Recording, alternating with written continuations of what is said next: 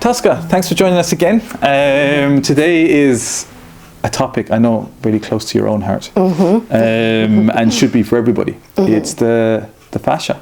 Indeed. I suppose not a lot of people will explain. I suppose if you explain the fascia first to people who don't know what the fascia is. Absolutely, and like all the things I love, it's actually not easy to explain. But a good place to start would be that it is this global, like a web, like a network that is continuous. It's, other than the skin, it's like the only continuous organ from head to toe that interconnects everything. So it's literally like a living web, a living fabric, and it's woven into every single one of our tissues at every level. So like from just beneath the surface of our skin all the way down to like the nucleus of our cells actually is what it's in. And it has this kind of wrapping quality. So if you follow the layers, the cells themselves, so that's like the smallest unit, right? The cells are bathing in fascia, like a more liquid form of fascia, and then the cells come together and make a tissue, and the tissue is wrapped in fascia, and then a whole bunch of tissues come together, and those systems are wrapped in fascia, and on and on and on until everything is connected from head to toe in this living web. So it's simultaneously like keeping everything individual, but then also keeping everything interconnected and whole, so that your heart knows what your pinky toe is doing because of the fascia. And it's funny because like we talk about that, and then probably people watching this going, I've never heard of fascia. Because even if you're a fitness instructor or whatever, you learn about the muscles and all the different systems in the body, but we're never taught about fascia. Exactly. Well, it's because it's all very sort of emergent science. In fact, when they would do surgeries, they considered fascia packing material, and they just take it out. Whereas only recently with keyhole surgeries, they try to maintain the integrity of the fascia. But yeah, just like every other tissue, our muscle tissues are woven, the fascia is woven into our muscle tissues, and they're trying to say that we should call it the fascio-musculo-skeletal system, because you can't really talk about the muscles without talking about the fascia and obviously the skeletal system as well, because the fascia is, it's innervated, so it has nerves in the fascia, which is the way that it sort of connects our nervous system, what our brain is doing, and what the muscles are doing. So it plays this really integral, like communicative role. So that's probably why, as body workers or fitness people, you would associate fascia with the muscles themselves, but it's in all of our tissue.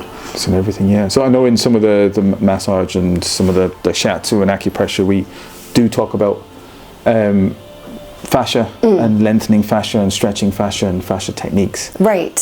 Which is becoming a little bit more apparent, right? But still not generally on the whole. Yeah, it's not a big thing. Right, and I think that's because I don't know why it's not a big thing. That is a whole conversation. I do not know why it's not more mainstream. But yeah, what you were talking about with massage, like the mechanical pressure, the fascia is always listening to every little thing that we're doing, whether it's physical or mental, even nerve impulses, and it's reorganizing itself.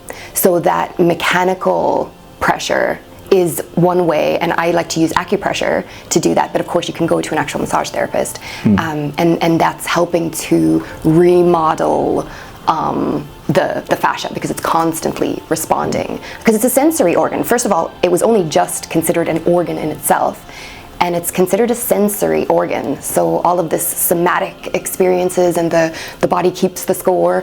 This is our fascia. We're realizing that this is the sensing capacity of our fascia. So it's actually an organ, like you would your kidneys, or it's actually classed as an organ. Absolutely, and we were just talking about this, is that it doesn't act like any of the other organs. We have, the modern mind likes to think, oh, this is what the kidney is, it's a boundaried organ, this is what it does.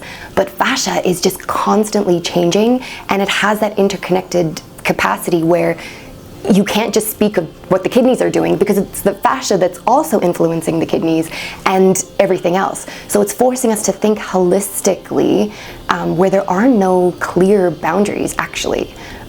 which is really interesting, actually, to go into to talk about the paradigm shift that fascia is forcing. It sounds forcing a little bit like the Matrix, right? Isn't it? But so it's in us. It's exactly, and in fact, the extracellular matrix is a form of fascia, which is the aquarium, I guess, that our cells bathe in. So it's also important for nutrition, really, because that's all the communication in the body goes through the extracellular matrix. You know, the blood communication, hormones, nutrients, they will go through the fascia, and then also your neurons. So any communication from your brain or from your body to your brain is mediated through the fascia. So when, in terms of, say, lymph and lymph nodes and things like that, they're be regulated obviously by the fascia.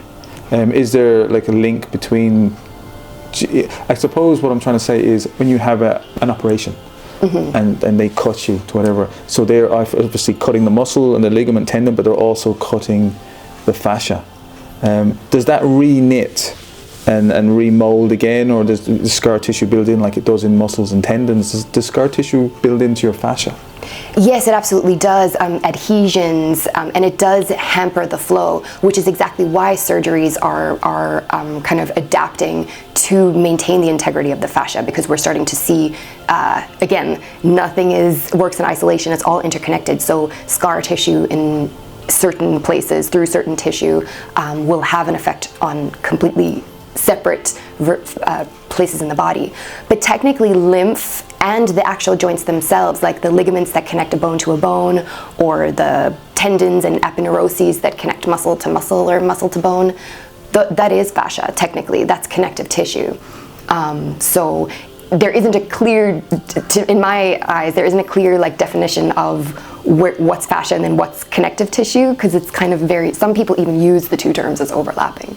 So lymph is a type of connective tissue, and so is joint tissue. Okay, so it's all one. Yeah, exactly. I think I suppose it boils down to the word we try to put things into boxes. Yes. And I think we're trying to do that with the human body, where really it's just everything is just it's all one.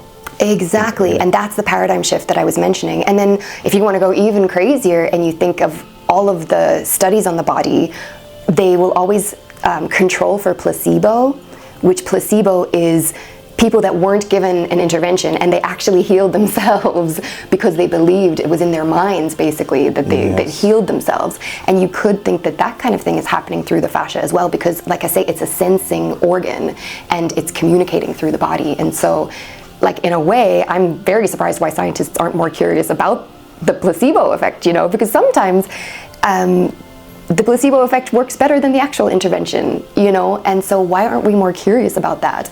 And my intuition is that it might even have something to do with the sensing qualities of fascia. Interesting, yeah. So I think it goes back to as well as when you're like doing your breath work and you bring in energy and you take it to a part of the body that you want, where you're sort of softening fascia and helping that to release. Oh my gosh, I'm so glad you mentioned that, because that is a huge part. Imagination and visualization are such a huge part of fascia. That's why I love, because qigong is like 50% visualization of qi moving through the body and inviting energy. And yeah, that's exactly it. The imagination plays a huge part in visualization. Yeah. So basically that's what a yoga nidra is. In a way, absolutely. So you're just taking it to a certain place and imagining things and and it's so when we look at tight muscles, so this is an interesting one. So when we do yoga or we do whatever and we have a tight muscle and we want to stretch it out, it's, I suppose, it's chicken or the egg. It's, so if it's a tight muscle, it has to be tight fascia in a lot of cases as well, because I can't imagine the fascia being nice and the muscle being tight when it surrounds it. And again, this is us trying to say that one exists without the other. So like, that's exactly what you're saying. They're interconnected and you can't really pull the one from the other. But that also has a lot to do with our nervous system as well. Like, you'll hear a lot of people these days saying how sometimes our tight muscles are actually the body's protective response. It feels unsafe, and so it's actually the nervous system that's causing things to kind of seize up. But yes, the remodeling of the fascia is trying to help you be the perfect version of you, of whatever you're doing. So for example, if you're a couch potato, your fascia is going to be the best couch potato ever. So it's going to stiffen and harden, you know, and be best for that. And they even show images of the fascia when you aren't working it in certain ways or moving. It's dirty looking almost, it's dusty looking almost, it's chaotic. Whereas when it's sort of the flow, because that's the main thing that fascia does, is flow. It needs to have that supple sort of quality and that more organized patterning, I guess, of the fascia. Okay. So it kind of molds to your body in essence. It molds to your activity, exactly. What you're asking of it, both mentally and physically, really. It wants to be whatever you're doing, so your habits are going to influence the fascia. So it's interesting. Yeah, it takes your like exercising to a whole new level as well. So, but obviously then it grows. So if your muscles grow and you become fat, or whatever it is, and your mass increases, does your fascia then grow with that, or does the fascia actually get stretched, or is it that pliable that it can mold around if you get big muscles, for example? And yeah, I guess I haven't really looked too much into that, but the fibroblast, which are the sort of cellular units of fascia, are constantly remodeling themselves. So I actually don't know the answer to that question, if it's building more and more fibroblast, or you know, in the similar ways of the muscle, shifting towards more twitch muscles, or fast twitch muscles, or that, depending on your activity, or if it is that pliability. It's probably, my intuition says it's probably a little bit of both, is that it's laying down more fibroblast and reorganizing itself, remodeling itself to accommodate the musculature, the growing musculature. So even though we're talking about it's all connected and it's all one, are there exercises that can predominantly wake up the fascia? Obviously they're going to work the muscles and all the systems, because wherever you work, but is there types of exercises that can really get in and wake up that fascia and loosen it and bring it to life? Yes, absolutely. So exactly what you said, the fascia is so interwoven into everything that no matter what you're doing, if you're doing something with your muscles, it's going to affect the fascia. And if you're doing something with your mind and anything, it's going to affect the fascia.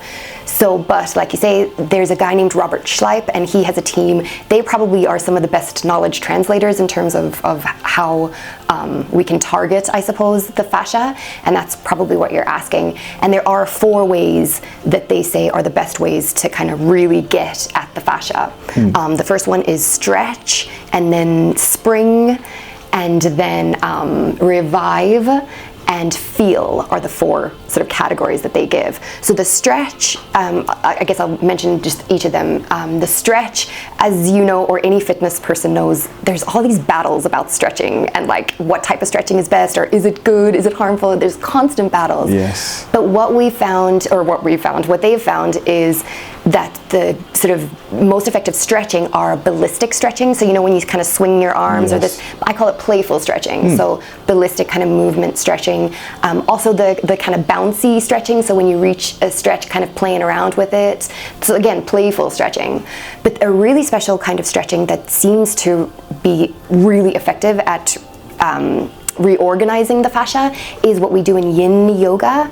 So what that is that you hold like a mild stress, that mechanical pressure we were talking about, you hold a mild stress on the body for a long length of time, like 4 minutes, 5-6 minutes, you hold into a pose, usually on the ground, on your mat.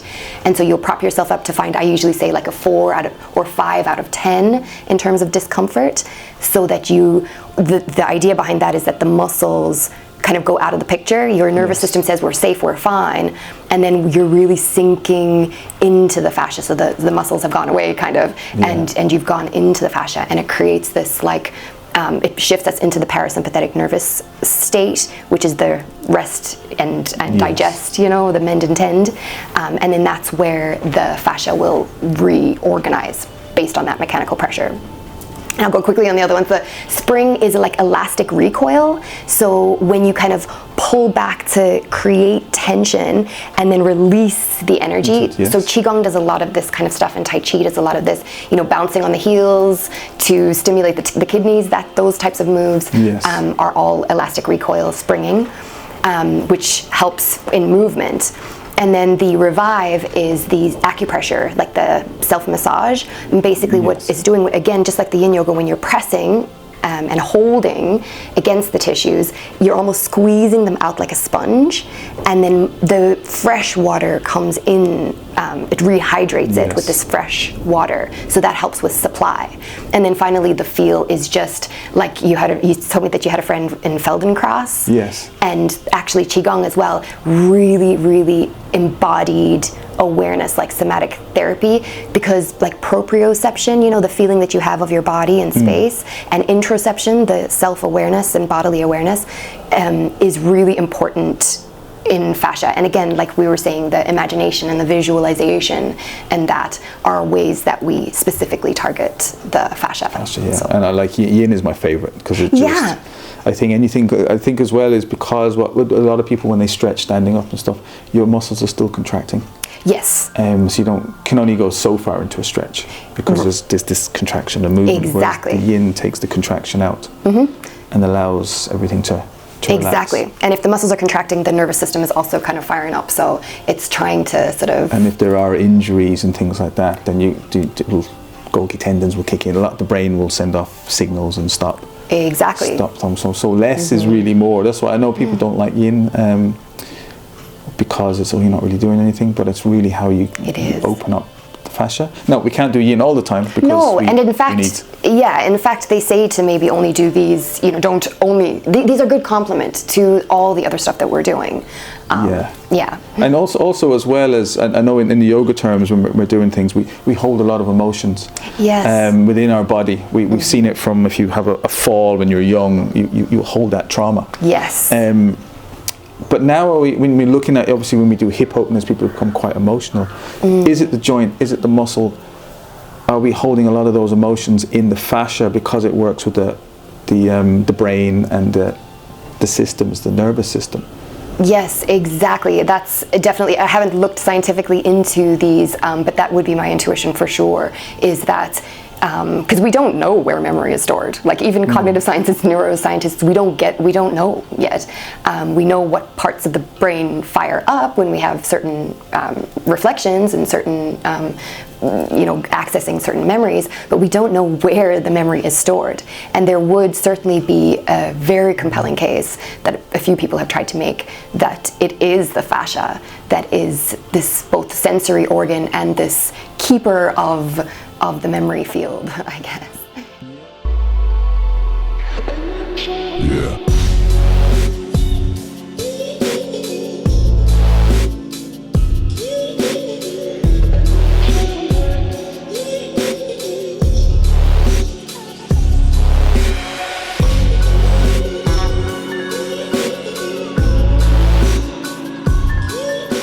Because I know with a lot of the trauma injuries where they take you back to the moment of the trauma. Yes. Where it helps, and then while they're working on you, and then it releases that because you've been holding that memory in your body, and it just releases it. Yes. From there. Which is interesting, and it's funny, 2026, we're only, I suppose in the last 10 years there's been a lot of work on the fascia. There were conferences every year based on fascia, and we're still arguing over it. Yes. It's because it needs a fundamental paradigm change. That's the whole thing. It's not, our bodies don't work the way our systems are set up in the modern world. It just doesn't work that way. It's interconnected and it's living, it's responding. And so this is very uncomfortable for people, because really, if you want to be a fascia expert, you kind of need to be an expert in all the organs.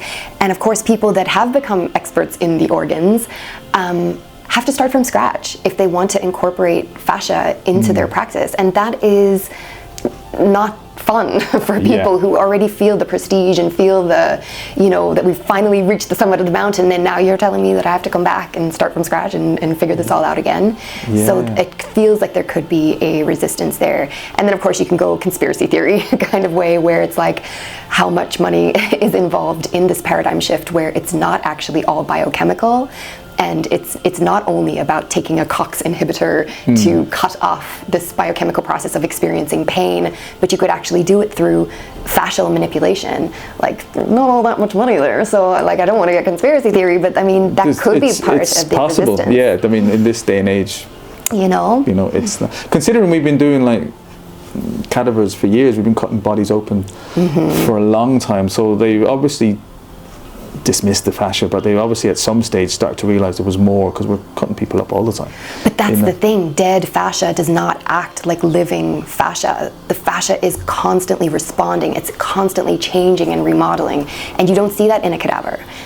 So there's actually a lot of stuff we missed in cadavers. So basically then, if we're going to base all of our science on cadavers, then we're great at knowing what dead tissue does, but we're not great at knowing what living tissue does, responding tissue, you know, sensing and responding tissue. And that is fascia's magic, is that it's responsive. Which is, so it's regrowing constantly. And remodeling itself. Remodeling itself and the way that it responds. So in some ways it literally does carry memory, because it's trying to be perfect for what you are doing in your life. So it remembers your activities and everything, and it's trying to be the best. It also it sounds a little bit like a symbiont being living within you, and just it needs a host, and we're the host, and it just and it molds to us. It sounds very science fictiony. It kind of does, yeah. But it makes sense. It's just educating people into what fascia, that we all have it. Yes. And that every exercise we do is actually incorporating the fascia. The fascia, exactly. And the only difference being is your intention. And we know from qigong studies that intention is huge. So I am just this firm believer of, once you know what is going on in your body, it shifts your practice to that next level. Like, you can do all this stuff and just trust, oh, it's doing the fascia. But if you're imagining and visualizing exactly and talking to your fascia, that intention just takes it to the next level. And again, this isn't woo. This is bearing out that, in fact, they've seen it in sports, where if people that would, athletes that would visualize themselves and not even do the exercises, they were actually having physiological changes based on purely imagining themselves doing these things. Because the nervous system will fire the muscles that they're actually thinking of. They're hurdling, they're firing the muscles that used for hurdling. Right. And I know they use that for rehabilitation as well, coming back from exercises. Just imagine yourselves doing these things, and there's something's happening. So it's really powerful stuff. And I think we talk about meditation, of what meditation, taking in the breath, and we're relaxing the mind, but we're really reprogramming the fascia. But that's exactly it. A lot of the stuff that we have attributed to the brain is actually, at least in equal parts, the fascia, because again, the neurons that the brain is sending, they terminate in the fascia. They don't touch the cell. The fascia is pushing those signals. So a lot of the stuff that we've attributed to our nervous system and just the brain and cognition and neuroscience is fascia. It's fascia. So it's more than just a carrier. Oh my gosh, yeah. Yeah, it's sweet. A lot of people just assume it helps to carry the signals. It does that 100%. But it does a lot more. Yes, exactly. And it's all emerging sort of science. So, but yeah. And there's this insane, we can go crazy in future talks, but there's this lady named May-Wan Ho who wrote this book called The Rainbow and the Worm. And she talks about our fascia, our body as this liquid crystalline organism, which is this superconductor of like bioelectricity. It's fascinating just how much can be stored within this liquid crystalline, which is the fascia basically, because fascia is fluid and fibers, basically different varying amounts. And then also there's this work by Jared Pollock, who talks about the fourth phase of water, this plasma water, the structured water, and that it plays a huge part in the flow of fluids, because that's what fascia is doing. It's anything that's flowing, the fascia is involved, and it could be because of the structured water kind of makeup as well. And then we could also go into how fascia structures the body too, if you want to. Yeah. I don't And then I know. suppose when you're looking at terms of pranayama and chi, I mean, chi would be connected to your fascia, as if it has all these electrodes and there's magnetic throwing to the body. It's not just a breath that comes in. Yes. Like maybe the breath transfers, there's a chemical reaction that the chi is actually in the body already, and it's being moved through the fascia. Right. And it's funny you say that, because some of the biggest movements in fascia is in tandem with traditional Chinese medicine and classical Chinese medicine, because the acupressure, or the acupuncture points, they're starting to map the lines of the fascia, which is all a continuous organ, but there are these superficial lines and these deeper lines, and the acupressure points, the meridians, the channels that qi moves through as the foundation of Chinese medicine, are being mapped to the fascia in insane ways, absolutely beautiful ways. And in fact, when they were translating some of the older classics, like the Ma Wendui or the Yellow Emperor's Inner Classic, or that, when they were translating the organs, because you know how traditional Chinese medicine works, where they have organ pairs, yes, like the liver with the gallbladder and the heart with the small intestine and all that. There was this other organ that we translated as the triple burner, and it was connected with the heart protector, the pericardium, and that's what we translated it as the triple burner. But what we're starting to see, there's compelling arguments that triple burner is the intuition of the ancient Chinese of fascia, because all of the functions that the triple burner does, which is, connecting the different layers of our body and creating this teamship, like this ability for our body to participate within itself. So that the kidney can participate with the heart, can participate with the lungs. That's kind of the functions that the triple burner was doing. And that's what our fascia does. Yeah. Our fascia does exactly that. So there's a huge connection between Chinese medicine and fascia. So they knew, they just didn't call it a fascia. That's it, They just called exactly. it something else. That's Exactly. just what they understood. They were worked. intuiting it, yeah, exactly. But it's fascinating because we're only starting to see it now. But when you look at it that way, you go, that makes sense. That's what we've been doing. It's just people don't understand how our bodies work. Exactly, and we just gave so much power to the brain. We just said, it's the brain. The brain is the connector of everything. The brain is keeping tabs on everything that's going in the body, and that's not exactly what we're finding. No, because we know the gut has a huge amount to play. It's the second brain, as they say, but that's all.